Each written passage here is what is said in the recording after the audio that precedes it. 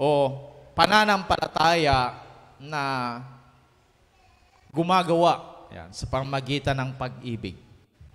Wala ba? So, yan pag-uusapan natin. At samahan niyo ako, buksan natin sa aklat ng Galatians chapter 5, verse 1 to 6. Ito yung sabi ni sulat niya po sa Pablo sa Book of Galatians o sa mga taga-Galatia. Galatia chapter 5, verse 1 to 6. Sabi niya rito sa ang salita ng Diyos, pinalaya tayo ni Kristo sa ilalim ng kautusan, kaya manindigan kayo sa pananampalataya nyo, na huwag na kayong magpaalipin muli. Tandaan nyo ang sinasabi ko, ako mismong si Pablo ang nagsasabi sa inyo, na kung magpapatuli kayo para maging katanggap-tanggap sa Diyos, mawawalan ng kabuluhan ang ginawa ni Kristo para sa inyo. Naulit ko, ang sinumang magpapatuli para maging katanggap-tanggap sa Diyos ay obligadong sumunod sa buong kautusan. Kayong mga nagsisikap na ituring na matuwid ng Diyos sa pamamagitan ng kautusan ay nahiwalay na kay Kristo. Nahiwalay na kayo sa biyaya ng Diyos. Ngunit umaasa kami at nananalig na sa pamamagitan ng banal na Espiritu at ng pananampalataya namin, ituturing kaming matuwid ng Diyos. Sapagkat sa mga na kay Kristo, walang halaga ang pagiging tuli o hindi. Ang tanging mahalaga ay ang pananampalatayang nakikita sa pamamagitan ng pagmamahalan. Yan. So, dito sa Good News Translation, sa wikang Banyaga o sa English, sabi niya, for when we are union with Christ Jesus, neither circumcision nor lack of it makes any difference at all. What matters is faith that works through love. So, hindi importante kung tuli o hindi. Yan. Buti na lang. May pag-asa. Hindi. Ibig sinasabi niya kasi yung kalinisan. Yan. Kaya nga nagpapatuli. Physically, yan, for hygiene purposes. So, ganyan yan. Kaya ito yung ginamit ni Pablo. At this is, ito yung isa sa mga tradition o seremonya na ginagawa nila noon para sa mga ginagawa ng mga Hudyo para maging katanggap-tanggap ka. Yan. Pero, nung dumating si Kristo ay, yan, pinawalang bisa ang lahat ng ito. Okay? So, una, sabi niya, pinalaya tayo ni Kristo sa ilalim ng kautusan. So, masarap maging malaya. Po ba? Yan ang gusto ng lahat.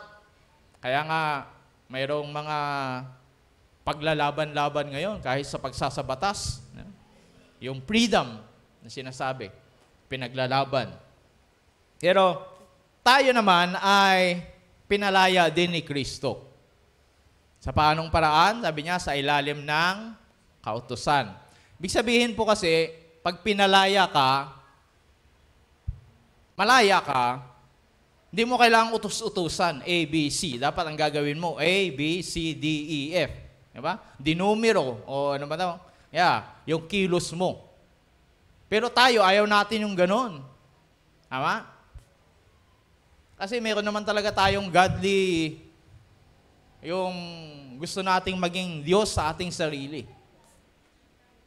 Ano ibig sabihin nun? Gusto mo, ikaw yung nasusunod. Decision mo. Ano yung gusto mo, yun dapat. Sa training, kung maatin kayo, mabanggitin ko lang, yung relativism, na walang tama at mali. Ang tama at mali, depende sa'yo. Yun yung nakakatakot. So, ito, yung sinabi ng Panginoon, tayo ay pinalaya ni Kristo sa ilalim ng kautusan. Ibig po sabihin, kung nasa Panginoon tayo, na kay Kristo tayo, hindi na tayo kailangang utos-utusan pa. Yung ibig sabihin nun, kaya nga yung iba ayaw mangamuhan sa trabaho. Ang daming mga utos eh. Pero tayo, ang Panginoong Hesus, hindi na tayo kailangan sabihan pa. Anong dapat? Anong sabi niya? Gagawin mo na yan ng kusa. Alam ko naman lahat, kumain na tayo sa mga fast food restaurant o sa mga restaurant, fast food, di ba?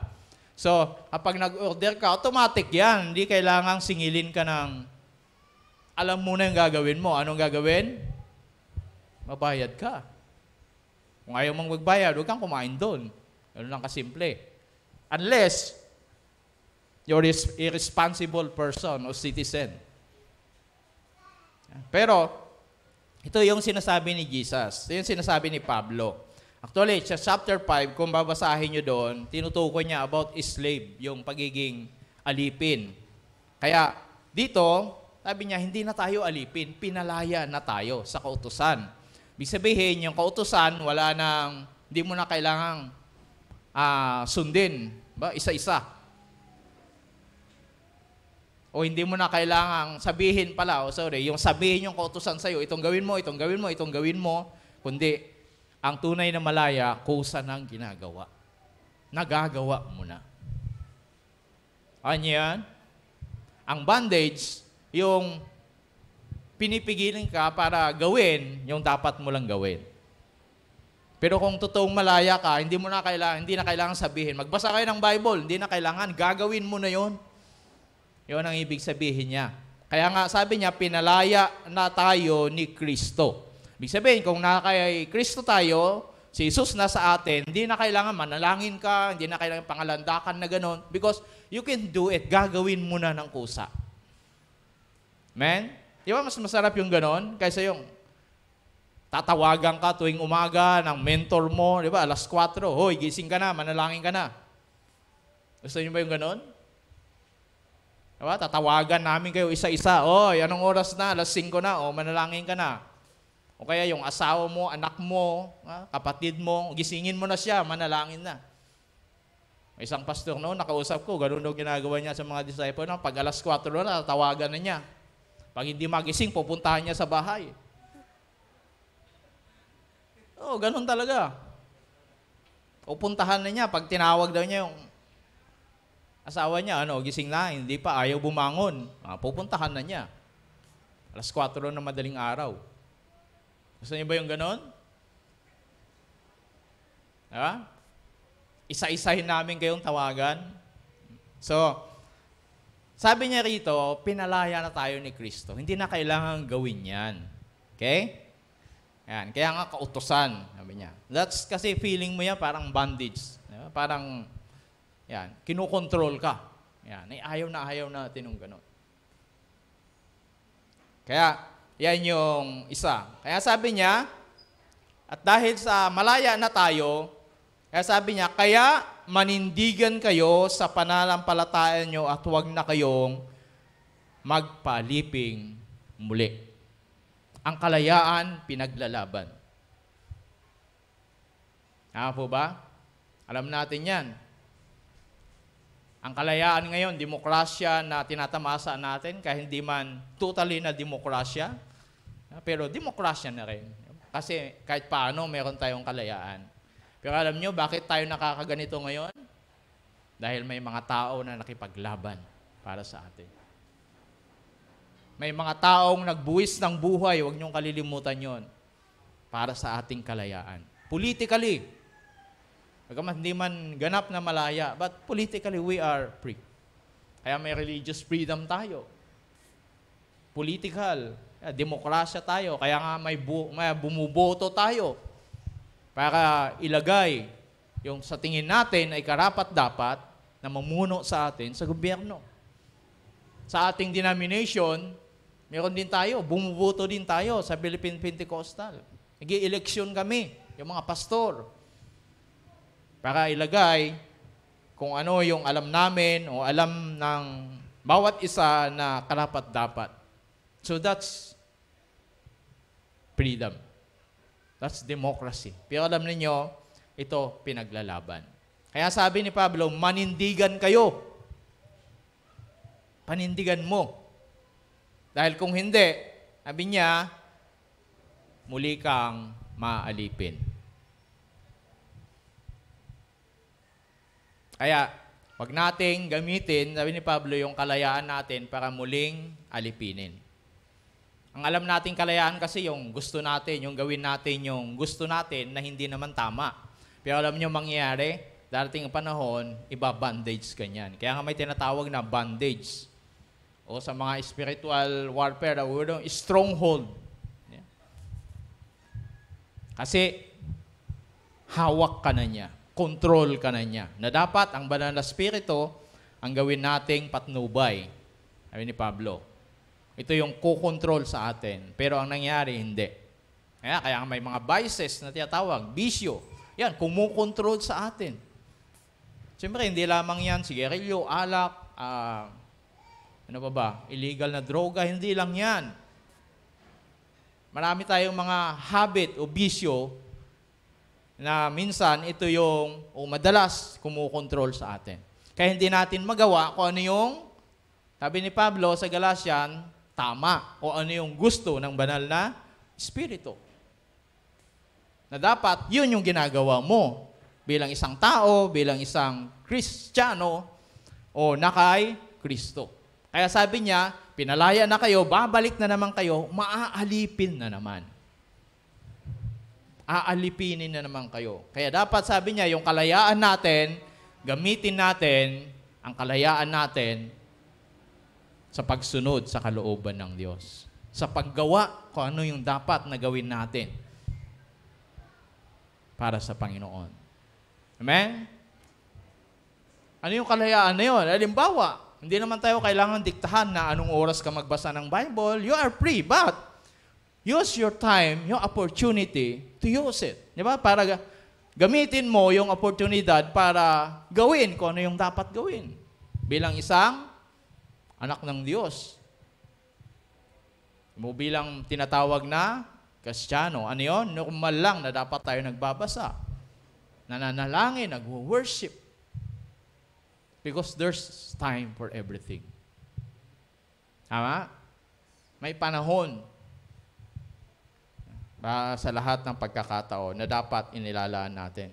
May panahon ng pamamahinga, ng pagtulog.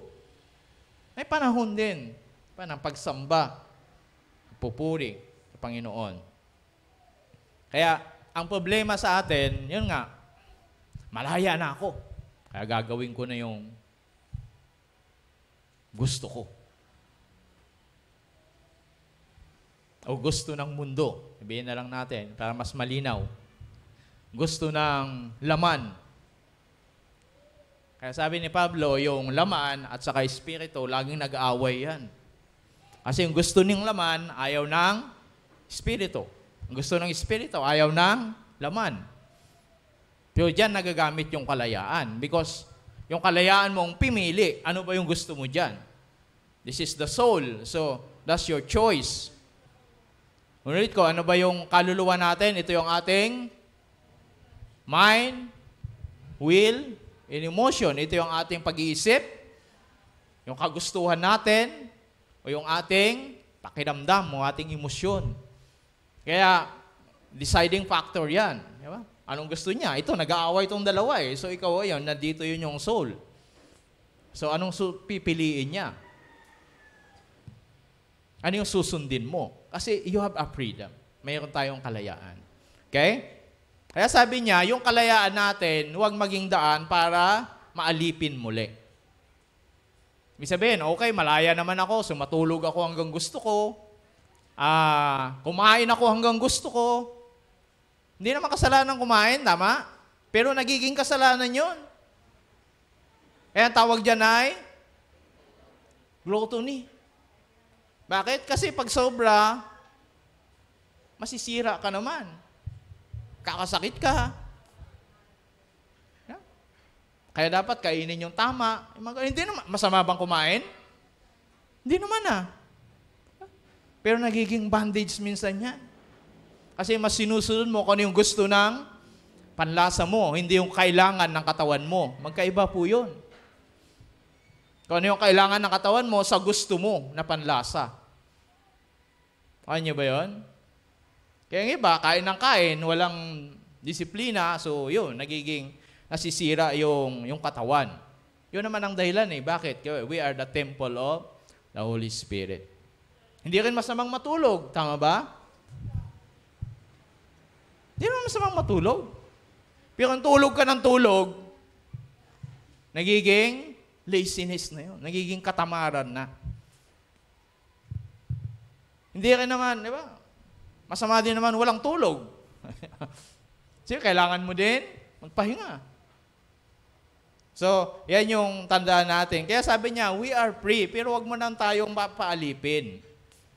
Muli, ayan, pinalaya na tayo. Alalahanin natin yung ginawa ni Kristo. Tandaan natin, we are pleasing, Lord, na ang Diyos, tinitingnan tayo, nalulugod siya sa atin, hindi dahil sa ginagawa natin, but dahil sa ginawa ni Kristo. Kaya sabi niya, pinalaya tayo ni Kristo. Kaya kumbaga, mahihiya ka naman dun sa ginawa ni Kristo. Kasi hindi naman ikaw naghihirap para doon. Kaya si Jesus ang naghihirap para sa iyo, para maging malaya tayo. Tama mo ba? Siya yung tumubos sa atin sa kasalanan. Kaya dapat tignan natin lagi ano yung ginawa ni Kristo para sa iyo. Para makamtan mo at maging katanggap-tanggap tayo sa harap ng Diyos. Kaya yun sabi ni Pablo sa mga Galatians, huwag naman ninyong gamitin ang kalayaan ninyo para muling maalipin na naman. Sabi niya, tandaan nyo ang sinasabi ko, ako mismong si Pablo, nagsabi sa inyo, ayan, kaya manindigan, next, sabi niya, unuulit ko na ang sino mang, verse 3, magpapatuli para maging katanggap-tanggap sa Diyos ay obligadong sumunod sa buong kautusan. Yan yung sinasabi natin na kaya si Jesus ang naging dahilan ng ating kalayaan dahil alam po ninyo, para tayo maging malaya, kailangan matugunan o ma-meet yung justice ng Diyos. Dahil alam natin ang kalayaan may kabayaran. Ano ba kayo? Tingnan niyo yung mga nagkakasala. Pag kinukulong sila, babayaran nila yan. Ilang taon. Kaya minsan, sabi na, naghirap na ako para sa kasalanan ko. Diba? Yan yung mga termino ng mga nabilanggo. Nabayaran ko na yan sa kulungan. Pero alam nyo, ang kalayaan natin, binayaran ni Kristo. Ngayon, kung ang gagawin mo, kaya sabi niya, sabi ni Pablo, ay gagawin mo yung gusto mo o yung pagsunod sa kautusan o sa simbahan, sa kung ano sinasabi ng simbahan o ng law, sabi niya, kung ganon ang gawin mo para maging katanggap-tanggap sa Diyos, dapat kung sa 10 Commandments, huwag kang ganito, huwag kang ganyan, huwag kang ganyan, donut, di ba? Kung susundin, kung yon ang gagawin mo para sabihin mo, katanggap-tanggap ako sa Diyos, sabi niya ni Pablo, dapat sundin mo yung buo. Hindi yung kung ano yung gusto mo lang. Kanya yun? Buong kautusan. Yung 10 Commandments talaga na yun. Pero ang tanong, 10 lang yon, pero may nakasunod ba? Sa 10 kautusan ng Diyos. E di lalo na nung dumating si Jesus. Sinamaras niya lang yung 10 sa 2, pero mas mataas ang standard. O niyo yun? Ano sabi niya? Noon, para ka wala pa yung 10 Commandments, no? Noon sa 10 utos, sabi niya, don't be killed. Huwag kang papatay. Para maging murderer ka, para mamamatay tao ka, kailangan patayin mo yung tao, literal, physical. Pero nung dumating si Jesus, hindi na ganoon. Tinaasan niya. Ano yan sabi? Pag tumingin ka kay Ruth, pag tumingin ka sa kakapwa mo na may galit, para mo na siyang pinatay. Kaya kung nalilisik yung mata mo, nilisik yung mata ko kay Julon. Di ba? Yung mga ganon. Kaya kung minsan yung mga magulang galit na galit. Iirap-irap pa. Mga ganon. Utusan mo yung bata, yung anak mo, tapos iirapan ka. Ibig sabihin, masakit yung kung may missile yung mata niya o kaya may bala, patay ka na. So hindi mo na kailangang literal na patayin yung tao para sabihin mong o sabihin mamamatay tao ka. Yung magtanim ka lang ng galit, tignan mo siya na may galit. Kaya nga, sa Panginoon, bawal sa Kanya o hindi niya gusto yung minumura mo yung kapwa mo. Diba? Kasi pag mamaliit mo yun, parang pinapatay mo na rin siya. Yung dignidad niya, yung pagkatao niya, niyurakan mo. Kaya pag minumura mo siya. Kasi si Jesus ang tumubos niya, namatay para dyan. Kaya para mo na rin minura si Jesus na namatay para sa Kanya. Amen? Yan. Kaya, ang nakakalungkot kapag ang basihan mo ay kung ano yung pagsunod mo para maging katanggap-tanggap ka sa Panginoon, dapat perpekto na masunod mo lahat. Pero ang problema, nagawa mo ba? Ilang tao na kaya ang namatay sa pamagitan ng ating pagtingin? Diba? Sa pamagitan ng ating pananalita. May ilang tao na kaya, gaano na kaya kataas na bangkay? Diba? Kaya, Kevin James, sabi niya, ang tumutupad sa buong kautusan, pero lumabag. Saan? Sa 5. Kaya ba? O kalahati. Kaya sabi niya, sa 1. Anong mangyayari? Ang mga ito ay lumabag na rin sa buong kautusan. That's the standard. Wala kang magagawa. Yan ang standard ng Diyos. Kaya kapag nag-take ka ng exam at ang Diyos nagpagbigay sa iyo ng exam, 2 lang score mo. Perfect o 0. Ganun lang yon. Walang 99.9. Kaya nga sabi sa Romans, hindi tayo nakaabot sa pamantayan ng Diyos. Hindi natin naabot. Kaya sokdo lang ibigay ng Diyos ang kanyang anak. Ang anak, si Jesus. Kaya sabi ni Jesus, naparito ako, hindi para i-abolish, kundi para sundin. Sundin para sa atin. Siya lang nakakumpleto, siya lang nakasunod. Kaya sabi, tinukso siya pero hindi nagkasala. Naranasan niya lahat ng naranasan natin, pero hindi nagkasala. Kaya siya lang. Amen? Kaya, ito yung bagay na dahilan bakit we need to repent. Bagay na dapat mahiya naman tayo sa ating Diyos kung hindi tayo nahiya sa ating sarili o sa ibang tao. Bakit? Pinalaya tayo. Binayaran yung ating kasalanan. Okay? Kaya nga, yan yung standard ng Panginoon. Okay? Kaya sabi niya, ulit ko, ang sino mang magpapatuli para maging katanggap-tanggap sa Diyos ay obligadong sumunod sa buong kautusan.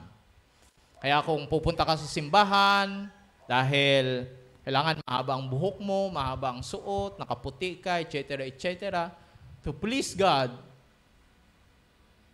para matuwa sa iyo ang Diyos, dapat buo-buo na. Amen? Ano pa ang mga obligasyon pag gano'n ang sinunod mo? Diba, in the whole day, o sa bawat araw, o sa buong buhay mo, dapat hindi ka talaga magsusuot ng ganun yun. That's a standard. Pag tulog mo, naka-gown ka pa rin. Gusto niyo ba yung ganun? Pag gising mo, gown ka na naman. Diba? Laging mahaba yung buhok. Ay, nasa right. So, walang magpapagupit. Lumalulugi ang mga salon. Diba? Mga barbero. So, et cetera. Ang dami. Okay? Pero, salamat sa Panginoon, pinalaya tayo. Okay? So, kaya sabi niya riyan, next, nila mga na.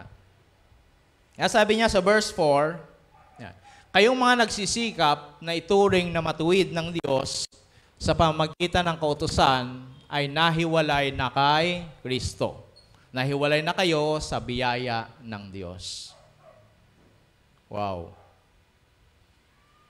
Kaya ito yung sinasabi natin. Sabi ng Panginoon, in the last days, maraming magsasabi, Panginoon, Panginoon. Nagpalayas kami ng demonyo. Nangaral kami. Nagsimba kami linggo-linggo. Yung iba pa nga araw-araw. Pero sabihin niya, hindi ko kayo kilala. Siguro yan ang pinaka mabigat, di ba? Na judgment na maranasan natin. Okay? Wala tayong magagawa. Bakit? Kasi yun ang standard ng Diyos. Diyos siya eh. Dahil Diyos siya, sa ayaw mo sa gusto, we need to submit. Kailangan magpasakop tayo. Amen? Kumbaga, nagtatrabaho ka sa isang kumpanya, hindi naman ikaw may-ari ng kumpanya, so kahit ayaw mo, kung ano yung gusto ng may-ari, wala kang magagawa. Alas 8,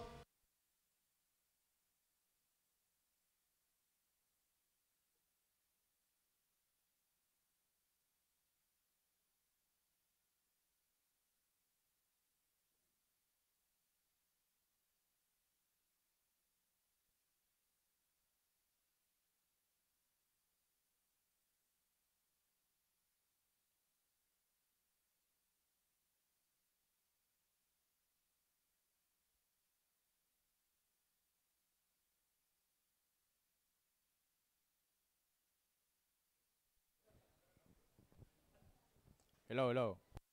Hello, yan. Hindi mo pwedeng sabihin, sir, mayroong welga sa EDSA eh. Ang usapan, sabi ng may-ari, alas 8 nandito ka na. Okay, 1 minute pa yan, o half minute, 30 seconds na late ka, wala pa rin yun. So, wala kang magagawa. Ang pwede mong gawin, kung ayaw mo ng ganon, magtayo ka ng sarili mong kumpanya at negosyo. Ganon yun. So, lalo na ang Diyos. Amen? Diyos siya eh. Kahit paanong pangangatuwiran gawin natin, wala tayong magagawa. Because God is God. Diba? Kaya nga, sabi niya, kahit anong pagsisikap mo, para sa akala mo ituring ka ng Diyos na matuwid. Kaya sabi niya, nawalay na kayo sa Diyos. Nawalay na kayo, nahiwalay na kayo sa biyaya ng Diyos. Ano ba itong biyaya na ito? Ito yung biyaya, ito yung paraan ng Diyos para tanggapin tayo kahit hindi tayo katanggap-tanggap. Yan yung biyaya na tinatawag. Ang biyaya, ito yung paraan ng Diyos para abutin tayo kahit marumi tayo. Sa atin nga, kunting dumi lang, ayaw mo nang hawakan. Hindi lalo na ang Diyos. Kaya, pag tinitignan tayo ng Diyos na marumi, hindi tayo karapat-dapat. Dapat impyerno tayong lahat. Pero, si Jesus, yung namatay siya, ngayon, inaabot tayo. Kaya nga tinatanggap tayo ng Diyos kung sino tayo. Amen? Hindi mo kailangan magbago muna, magpakabait bago ka lumapit sa Panginoon. Lumapit ka kung sino ka. Lumapit tayo sa Diyos kung sino tayo. At dahil sa biyaya na yan, aabutin tayo ng Diyos. At dahil aabutin tayo ng Diyos, dahil siya ay banal, dahil siya ay Diyos, sa ayaw mo sa gusto, magiging banal ka. Magiging malinis ka dahil siya ay malinis. Amen? lilinisin ka ng Diyos. Babaguhin ka. Sabi ko nga, sa ayaw mo sa gusto. Basta lumapit ka sa Panginoon, wala kang magagawa.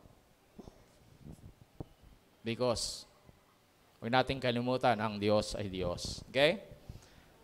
Kaya sabi niya, nawalay na kayo sa Diyos. Kaya yung pagsisikap mo, pagsisikap natin, kahit anong gawin natin, walang saysay at silbi. Because, walang biyaya. Kaya sabi sa Isaiah, ang sabi ng Panginoon doon, yung ating mabubuting gawa ay parang basura, basahan lang sa harap ng Diyos. Ibig sabihin, hindi yon sapat para tanggapin tayo ng Panginoon. Ang tingin niya, madudumi. Sa atin, parang ang linis na. O, napakalinis na. Pero sa Kanya, marumi. Okay? Kasi hindi natin magagawa sa ating sariling effort. Kaya nga sabi niya, dahil sa biyaya ng Diyos, Ephesians chapter 2 verse 8, naligtas kayo nang sumampalataya kayo kay Kristo. So, yung biyaya na ito, nagkakaroon ng epekto, ng kapangyarihan sa buhay ng tao kapag siya ay sumampalataya kay Kristo. Ang biyaya, nandyan lang yan para sa lahat. Pero kailangan mong sumampalataya kay Kristo. Para ang biyaya na ito, maranasan mo yung kapangyarihan niya. Yung kaya niyang gawin sa buhay mo. O yung magagawa ng biyaya na ito. Kaya, sabi niya, kaloob ito ng Diyos ay hindi galing sa inyo. So ito ibinibigay ng Diyos. So ibig sabihin, pag binibigay, anong mangyayari para mapasayo? Diba? Kailangan tanggapin mo. At pag tinanggap mo yan, sabi niya, na kay Kristo ka na, so yan yung biyaya na nagligtas sa atin. So kailangan sumampalataya ka doon sa ginawa ni Kristo para sa atin. Kaya pag tinitignan tayo ng Diyos, hindi siya nakatingin sa atin ng direkta kasi mamamatay tayo, marumi tayo. Nakatingin siya kay Jesus. Kaya nga siya yung ating advocate. Siya ang ating abogado, tagapagtanggol, mediator between God and man. Si Jesus. Okay? Next. Kaya in verse 5, sabi niya, ngunit umaasa kami na nanalig na sa pamagitan ng banal na Espiritu at ng pananampalataya namin, tuturing kaming matuwid ng Diyos. Ayan. Dalawang bagay binanggit niya. Umaasa kami at nananalig, sabi niya, nasa pamamagitan ng banal na Espiritu. Ang tinutukoy na banal na Espiritu dyan, yes, the third person. Kaya nga, capital yung ginamit dyan. Ibig sabihin niya yung pangatlong persona ng Diyos. Ano bang ginagawa ng banal na Espiritu? Ito yung nananahan sa atin. Pag tinanggap mo ang Panginoong Hesus, mananahan siya sa atin. Pag nanahan sa'yo, yan ang kikilos, yan ang magbabago sa buhay natin. At dahil yan, sabi niya, banal na Espiritu at ng pananampalataya namin, ituring kaming matuwid ng Diyos. So, nasa atin ang banal na Espiritu dahil meron tayong pananampalataya. Pananampalataya, yan, sa harapan ng Diyos. Kaya sabi niya, tinuturing tayong matuwid. Pananampalataya saan? Doon sa ginawa ni Jesus, yung pagpapalaya sa atin. Huwag tayong aalis doon sa una. In verse 1, na pinalaya tayo ni Kristo. Kaya yung banal na Espiritu at yung pananampalataya go together upang tayo ay baguhin at maging katanggap-tanggap sa Panginoon. Ano ba kasi? Banal na Espiritu, hindi siya basta force lang, kundi siya yung may kakayanan para baguhin tayo. Hindi natin kayang baguhin ang sarili natin. Tama po ba? Ilang bihis na kayo nagtangka na magbago? Ilang New Year niya ang resolution na ginawa? Ano ba? Ilang New Year resolution na ang ginawa nyo? Ilang sumpa na sa mga kabataan? Kami noon, gano'n eh. Sige na, magbabago na kami. Mga unbeliever, siyempre, di ba? Ayoko, naninigil ka. Ayoko, may bisyo ka.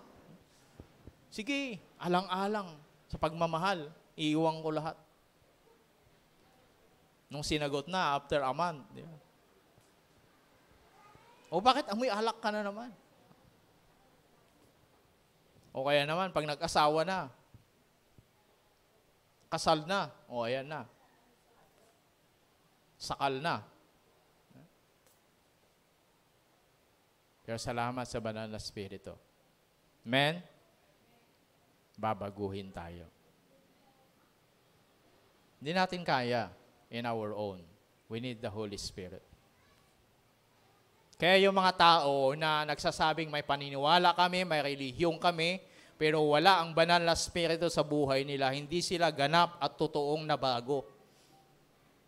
Ayaw nyo ba yun? Kaya na kay Kristo isang bagong nilalang. Why? Because the Spirit, the banal na Espiritu, the Holy Spirit. Kaya walang totoong transformation sa kanila. Hypocrisy, meron. Pagkukunwari. Pero, we thank God, nakilala natin ang banal na Espiritu. Amen? Siyang nananahan sa atin. Kaya sabi niya sa Galatians, I say this because our hope is being right with God comes through faith.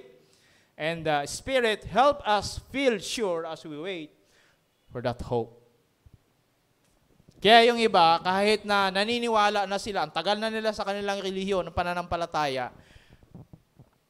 minsan, wala pa silang totoong pag-asa. Katiyakan, tawag dyan. Katiyakan ng kaligtasan. Kaya meron tayong tinatawag na assurance of salvation. Because of the Spirit.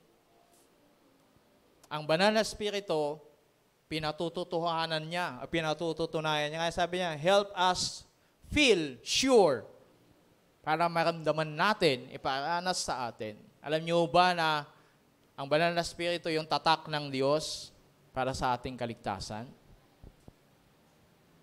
Kaya meron tayong assurance, katiyakan. Hindi katulad ng iba. Bakit mo ginagawa yan? Para maligtas. Ba't ka simba ng simba? Baka sakaling maligtas. Yung kwento ko sa inyo noon, panahon pa daw ni Magsaysay. Ay, tinanong ko siya, ligtas na ho ba kayo? Siyempre, kabataan pa ako noon, nag-aaral ng Bible School. For sure, second year pa lang ako noon. Yung mainit pa ako pagdating sa ganyan. Kaya pag may nakakausap ko, talagang sinisiguro ko kung alam niya na ligtas siya o hindi. Ay matanda na siya. Ay sabi niya, ligtas na ho ba kayo? Parang insulto sa kanya. Sabi nga naman, tagal-tagal na. Kaya ako nga ginagawa to para sakali maligtas. Nalungkot ako. Sinirayan ko siya ng konting gospel. Sabi niya, ilang taong ka na ba? Hindi mo ba alam na panahon pa ni Magsaysay? Matanda na siya eh. Ganito na ako. Ba, patagalan ba yan?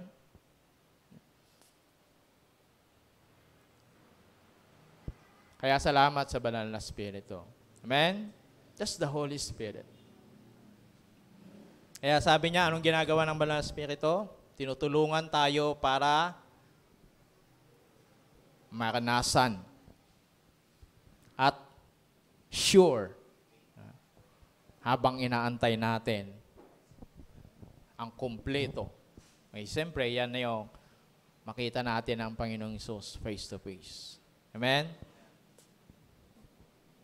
Gusto niyo ba yon? Yung Hesus na to na pinupuri mo, inaawitan mo, Hesus na to na lagi mong napapakinggan, namatay siya para sa iyo, ganito, ganyan. But one day, isang araw, I see, nakakita. One bird, isang ibon. Isang araw makikita mo siya, wow! Kaya sabi ng iba, kahit ako, ini-imagine ko, siguro talagang makikita mo doon si Jesus eh. Makikita mo siya face to face. Wow. Kaya nga hindi siya nag-iwan ng picture. Kaya sabi ni Ma'am Tere, yung aming director sa Bible School noon, yun talaga yung dahilan marahil kaya hindi nag-iwan ng picture ang Panginoong Hesus. O hindi siya na-picture. Yung mga disciple, mayroon. Pero pagdating sa kanya, nakasama nila, wala siyang malinaw na ito talaga siya. Maraming nagki-claim, di ba, na ito siya, pero hindi yun. Kasi pinaninindigan na yung salita niya. Ano yan? God is spirit, and worship Him in spirit and in truth. Kasi pag pinakita niya yung picture niya, ay di, nilabag niya na yung utos niya. Huwag kang magkakaroon ng imahe. Gagawa. Kaya matalino talaga ang Panginoon, hindi mo siya maiisahan. Iisipin mo pa lang siya, 10 kilometro na ang layo niya, bago mo pa lang maisip. Hindi lang 10 kilometro. Advance siya sa atin. Kaya, napakatalino ng Panginoong Hesus. Ngayon pa nga lang hindi pa sigurado yun Pagpunta mo daw sa Jerusalem, kanya-kanya silang, ito yung libingan niya. Ano bang tawag doon pag ginamit ng mga, sa Katoliko, yung banal, lyric bang tawag doon? Yung tao naging dineclare na banal. Tama ba yun? Tapos may ginamit siya.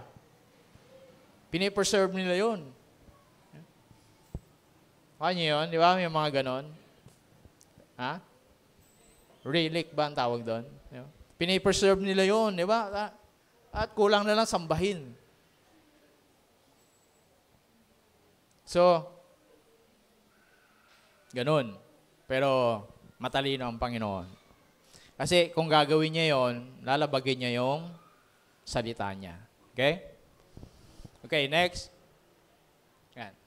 Sapagkat ang mga anak kay Kristo, walang halaga ang pagiging tuli o hindi tuli. Ang tanging mahalaga ay ang pananampalataya nakikita sa pamagitan ng pagmamahalan. This is the heart of the matter. Tinatawag nila. So, dito,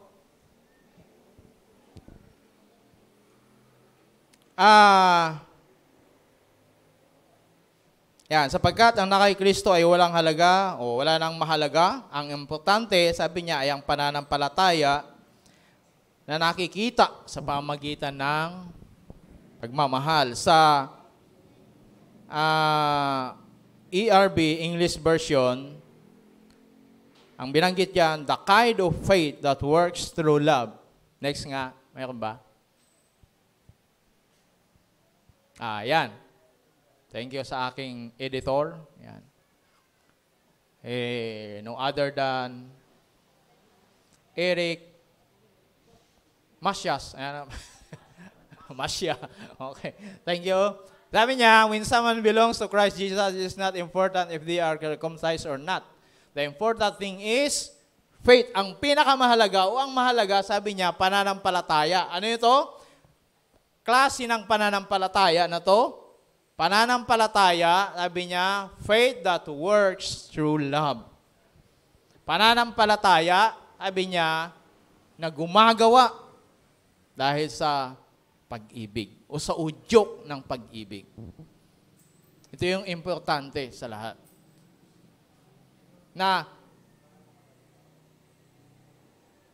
Naniniwala ba kayo na hindi kailanman malulugod ang Diyos kung wala tayong pananampalataya?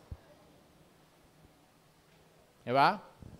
In Hebreo, higay mo na. Next mo na. Hebreo chapter 11, verse 6.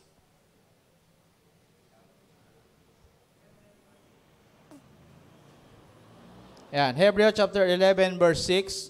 Sabi niya, but without faith, it is impossible to please Him. Imposible o hindi pwedeng matuwa.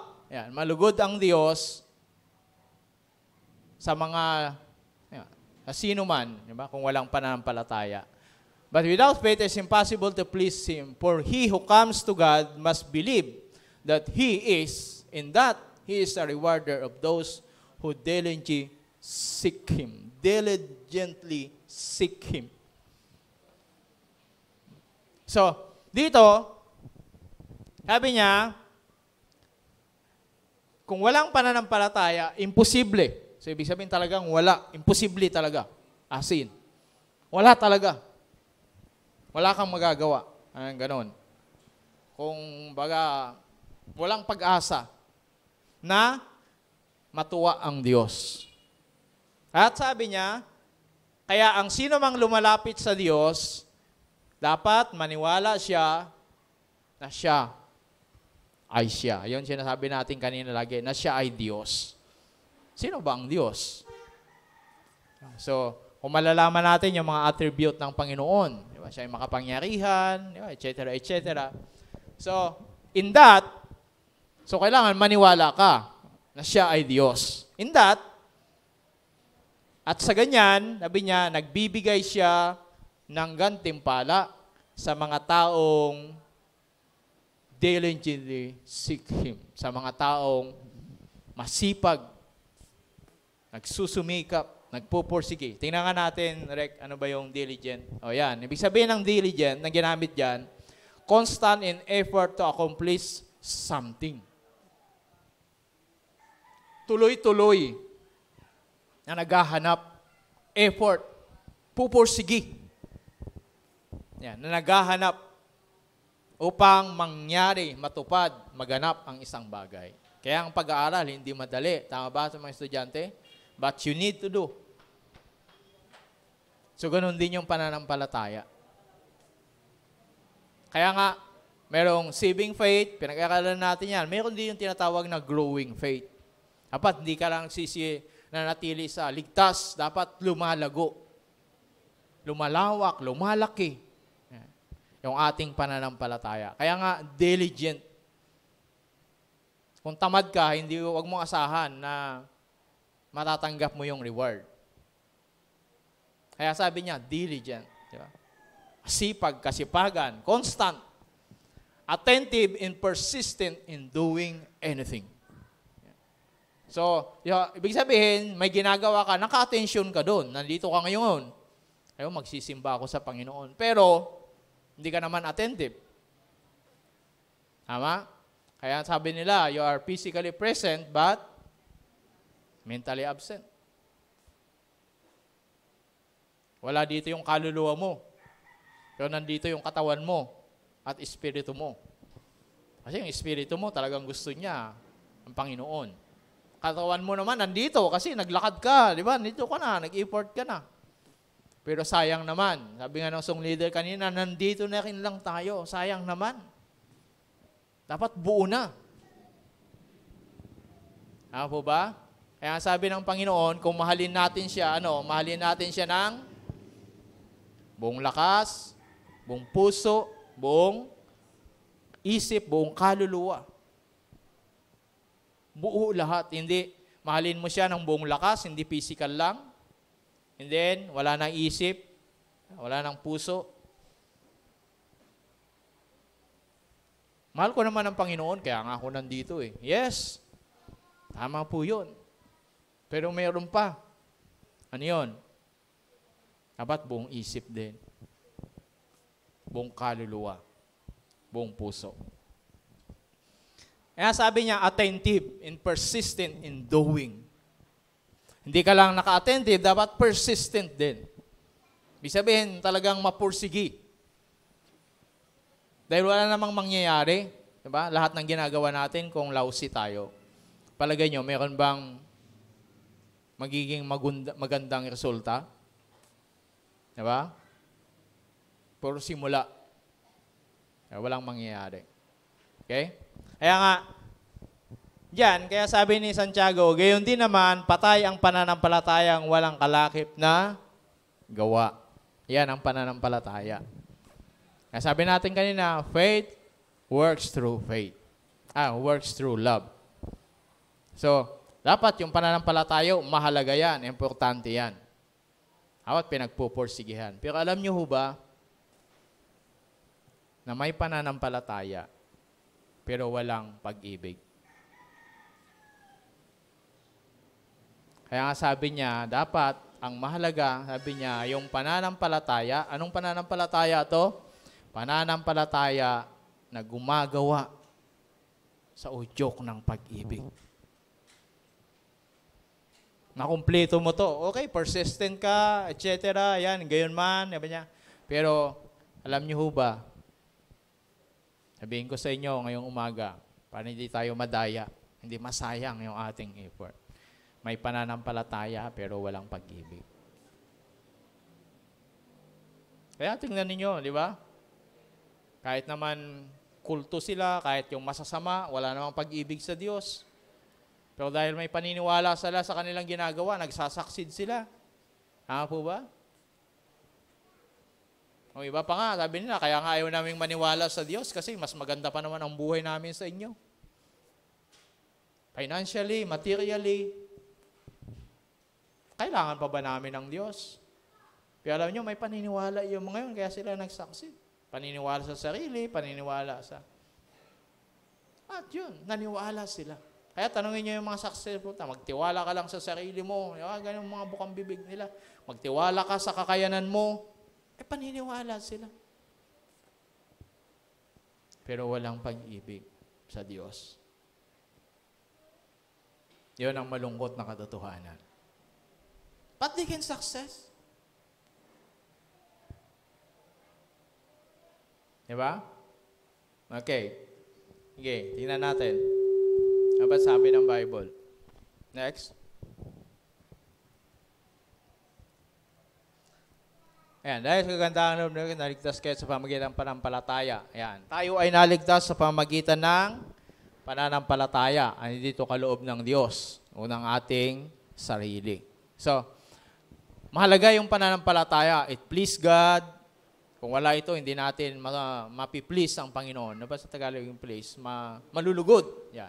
Hindi natin malulugod ang Diyos. At kung wala rin pananampalataya, hindi tayo maliligtas. Kasi ito yung paraan ng Diyos. Kaya sabi natin kanina, yung grasya, nagtitake effect yan, may kapangyarihan niya kapag tayo ay nanampalataya kay Kristo. Tama? Pero, tingnan natin, next. Kaya sabi niya,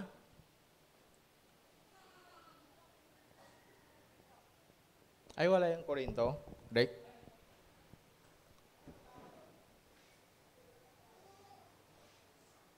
Hindi ko ba nailagay? Ayan. Bakit nawala?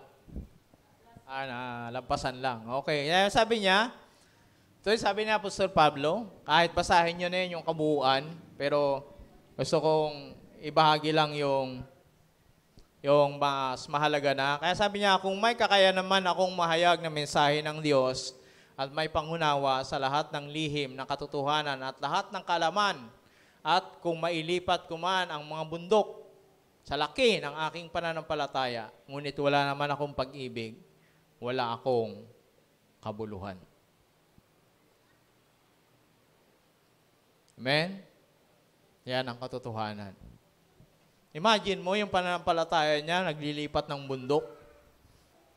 Ang Sierra Madre, napunta ng Manila. Hindi naman.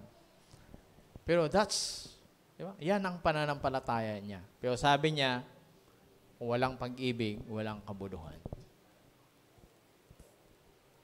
Kaya ang Panginoon, unang requirements niya, mahalin natin siya.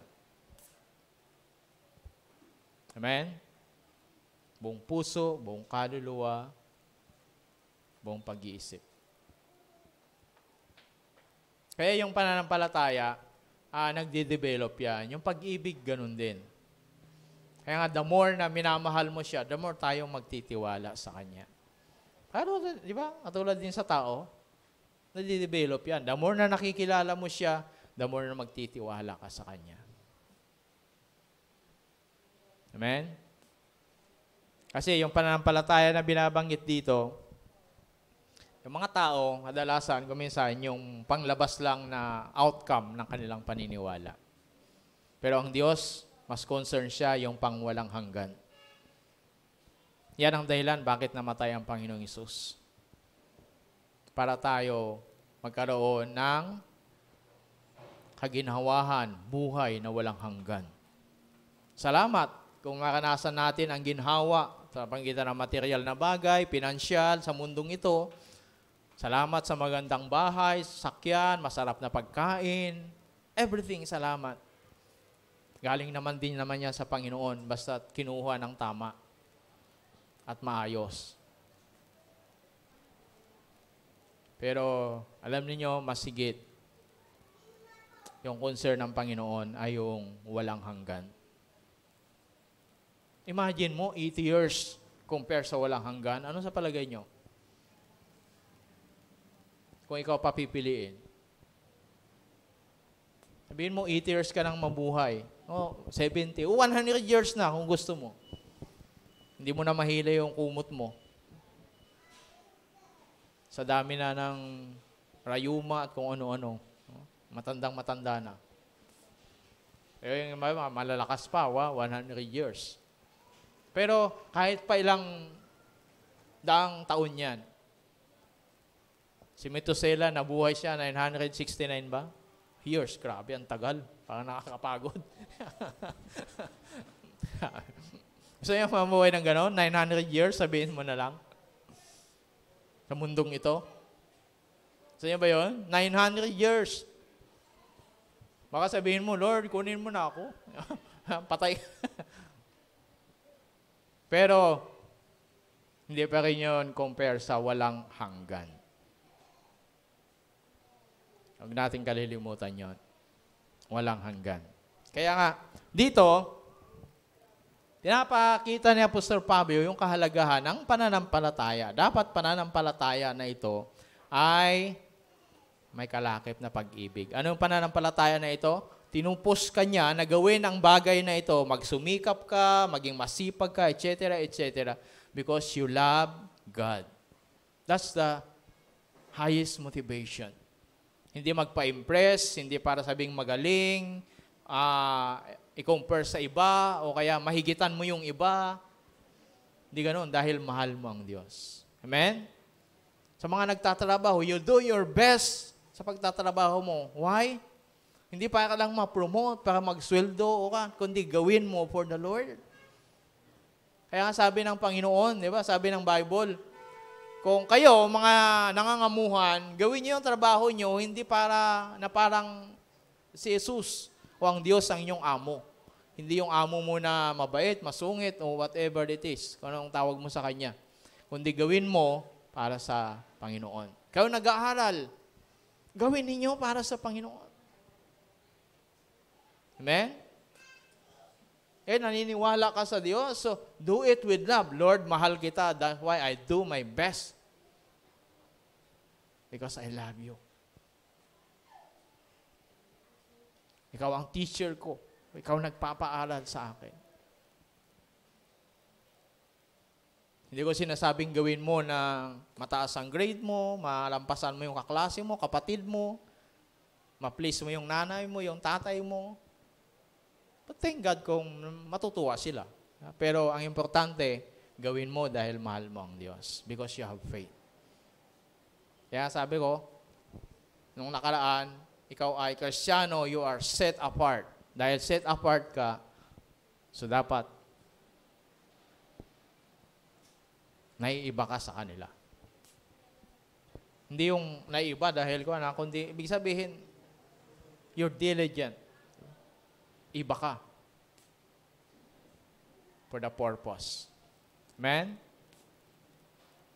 Kaya, yan yung sinasabi niya rito na kahit anong laki ng pananampalataya mo kung walang pag-ibig, wala ring kabuluhan. Meron pa ba?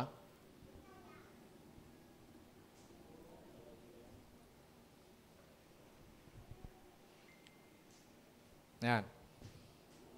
Nung Second World War, alam natin yung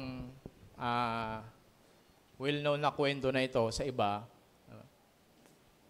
Ang bansang Japan ay natatalo na. Desperado na sila. So, ang ginawa ng general, nag-recruit siya ng mga piloto. Sino nakakalam ng kwento na yun? Kasi wala na silang magagawa. Kundi isang bagay na lang pwede nilang gawin. They need to suicide. magpakamatay. Kaya nag-recruit siya ng mga piloto para gawing bomba yung mismong eroplano nila. Kasi wala na eh. Yun na lang talaga ang paraan. Kaya ang tawag sa kanila ay kamikaze pilot. Alam na alam ni Yuki yan. Kaya pag nakakalimutan ko, tinatanong ko eh. Why? Bakit sila ni-recruit?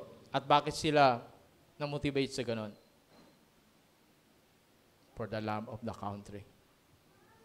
Dahil sa pagmamahal sa bayan. The willing to sacrifice mismong buhay nila para sa bansa. Para sa bansa lang yun. Amen? Mahal mo ba ang Panginoon? For eternity, for our life. Kaya sabi natin kanina, pinalaya na tayo ni Kristo. Amen? Gusto niya maging malaya tayo. Pero wag na tayong paalipin muli. Dahil mahal natin ang Panginoon, manatili tayong malaya. Kung sukdo lang, buhay ang kabayaran, dapat hindi tayo magdadalawang isip. Amen? Alam ko hindi madali. Pero ano ba, gagawin ko o hindi? Yeah? Pero dapat wala nang... Itong mga tao na ito, hinangaan sila ng buong mundo dahil sa kanilang tapang at pagmamahal sa bayan. Pero para lang yon sa bansa nila. Tayo para sa Panginoon na may likha ng langit at lupa. Amen? That's how love is. Ganyan ang pag-ibig. Kaya ano sabi ng pag-ibig sa 1 Corinthians? Pag-ibig ay mapagbata. Handang magsakripisyo. Mapagtiwala. Ganyan ang pag-ibig. Pag-ibig sa Panginoon. Hindi madali. Mga pagkakataon hindi natin maintindihan ng Diyos. Pero lagi ko ang sinasabi sa Hebreo kanina, yan, kaya sabi ni Jesus, kung mahal nyo ako, sundin nyo ang aking mga utos. Ang utos ng Diyos ay hindi naman para sa ating kasasama. Amen? Kundi para sa ating kabubuti. Kaya nga may law kasi ito yung protection natin. Kaya nyo ba yun? Kaya nga may traffic law. Ano ba yan? Traffic lights. May batas trapiko. Yan. Para protection sa mga driver. Kaya nga may helmet law. Kaya kailangan isabatas pa ang pagkakaroon ng helmet. Bakit? Protection sa driver. Lahat ng batas, yan ang purpose niya. To protect us. To save us.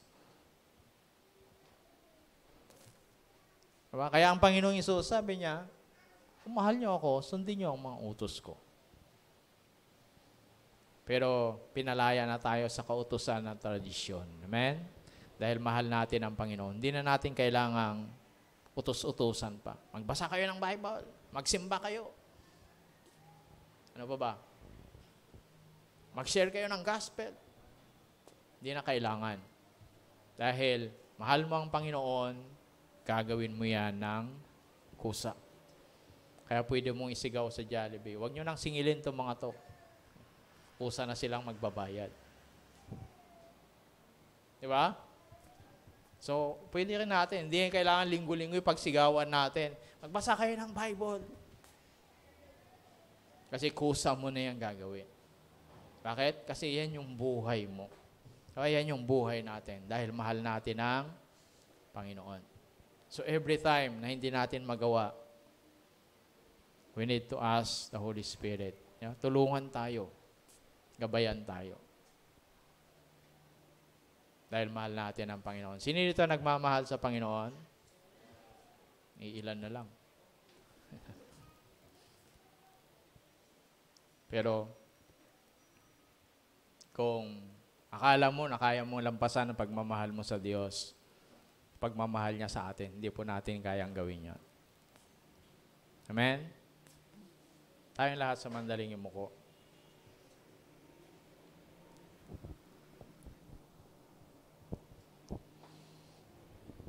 Panginoon, napakabuti mo sa buhay po namin. We thank you, Holy Spirit. Patuloy ka nagpapaalala sa amin. Patawad po sa mga pagkakataon na dadaya kami ng aming sarili, ng mundo, ng standard ng mundo, ng mga tao sa paligid namin.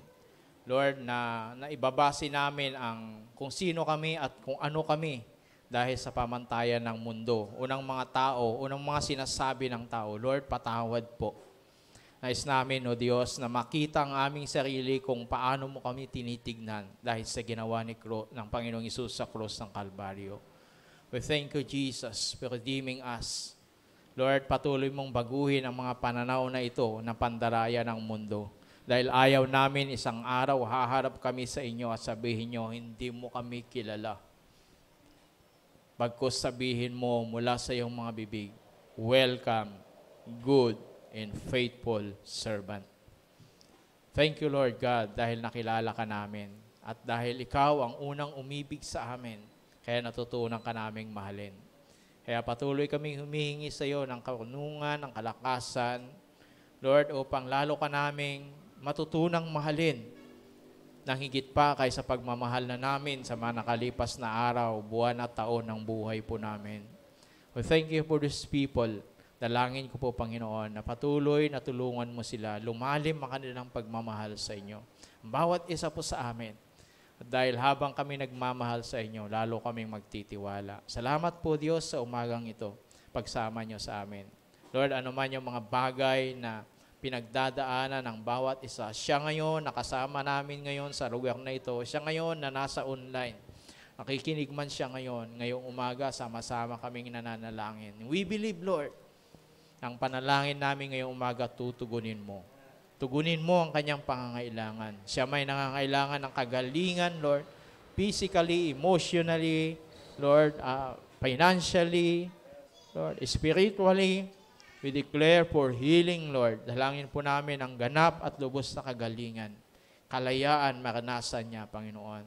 Siya man, O Diyos, ay may mga bagay na gusto niyang iwanan para sa inyo, talikuran para sa inyo, pero hindi po niya magawa-gawa dahil po, Diyos, sa pressure o dahil po, Panginoon, sa habit o stronghold na naitanim o nailagay ng kaaway sa buhay niya. Ngayong umaga, Panginoon, pinuputol namin to sa pangalan ni Jesus at nililinis ang banal na dugo ni Jesus.